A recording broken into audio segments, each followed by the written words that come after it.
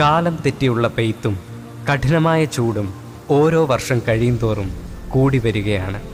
ഈ കാലാവസ്ഥാ വ്യതിയാനം ഇനി വരുന്ന മാസങ്ങൾ തികച്ചും ഭയപ്പെടുത്തുന്നതാണ്.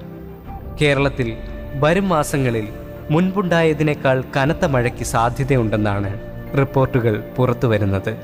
2018 കേരളം നേരിട്ട മഹാപ്രളയത്തിനേക്കാൾ കൂടുതൽ തീവ്രതയോടെ ഈ 2024 മറ്റൊരു വലിയ പ്രളയമുണ്ടാകുമെന്നും സൂചനകൾ ലഭിക്കുന്നു. അതിൽ പ്രധാനമായ ഒന്നാണ് ഈ കഴിഞ്ഞ വേനലിലെ ചൂട്. ഇതുവരെ ഉണ്ടാവാത്ത രീതിയിലുള്ള ചൂടായിരുന്നു ഇത്തവണ കേരളം കണ്ടത്. താപനിലയും മഴയും തമ്മിൽ വളരെയധികം ബന്ധമുണ്ട്. താപനില കൂടുന്നതിനനുസരിച്ച് കടലിലെ ജലം ബാഷ്പീകരിച്ച് അന്തരീക്ഷത്തിലെത്തുന്നു. ഇവ മഴമേഘങ്ങളായി മാറുന്നു. ഇവയാണ്